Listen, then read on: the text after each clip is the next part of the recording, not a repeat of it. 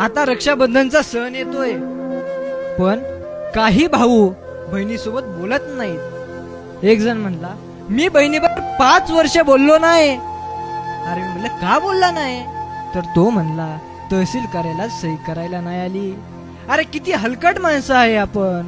तहसील कार्यालयात सही करायला आली नाही म्हणून बहिणीचं 5 वर्ष माहेर बंद आहे. अरे कीर्तन आलेल्या भावांना ऐकून जा. आई बापाच्या माघारी बहिणीलाही जपा रे, कारण ती पण आपलीच बहीण आहे. अरे जर आपण अडचणीत असाल तर ती बहीण स्वतःचा एकर इकेल, पण आपल्या पाठीमागे उभे राहील. पण आपण तिचं नातं नाही मेंटेन ठेवलं. काय लागतं रे बहिणीला?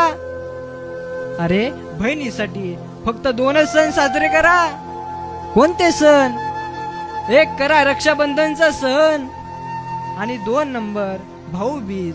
काय लागतं रे? हे 2च सण तिच्यासाठी साजरे करा. अरे चांगल्या दुकानात न्या, उभी करा तिला.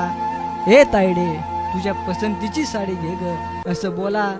पण तिला पण माहित आहे आपला भाऊ गरीब आहे, पण 500च्या पुढे नाही साडी काढायची. आणि 500 रुपये म्हणजे आपला 1 दिवसाचा रोजगार आहे रे. आपण 1 दिवस रोजगार करून आपल्या बहिणीसाठी एक साडी नाही घेऊ शकत? फक्त तिच्यासाठी 2 सण साजरे करा.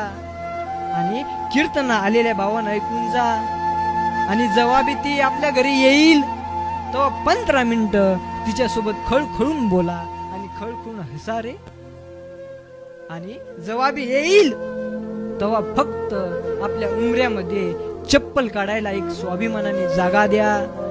अरे घराच्या बाहेर जाईल आणि देवाला म्हणेल, हे देवा, अरे आमच्या आई बापापासून तू नाराज झाला रे, पण एक सांगू, इथून पुढं माझ्या दादाच्या संसाराला कोणाची नजर लागू देऊ नको. हा बहिणीचा आशीर्वाद घ्या. आणि कोणी बोलत नसेल तर आता बहिणीला फोन करा, हे तायडे चुकलं माझं, काही नाही. बहीण एका फोनवरती खळखळून रडेल आपल्यासोबत.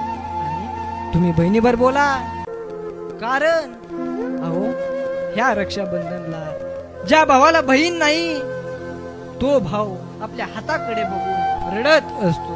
कारण सगळ्यांच्या हातामध्ये राखी असेल, पण माझ्या हातामध्ये राखी बांधण्यासाठी एक हक्काची बहीण नाही, म्हणून तो त्या सणा दिवशी रडत असतो बर का. म्हणून जर आपल्याला बहीण असेल ना, तर त्या बहिणीला आपल्या अंतःकरणापासून जपायला शिका.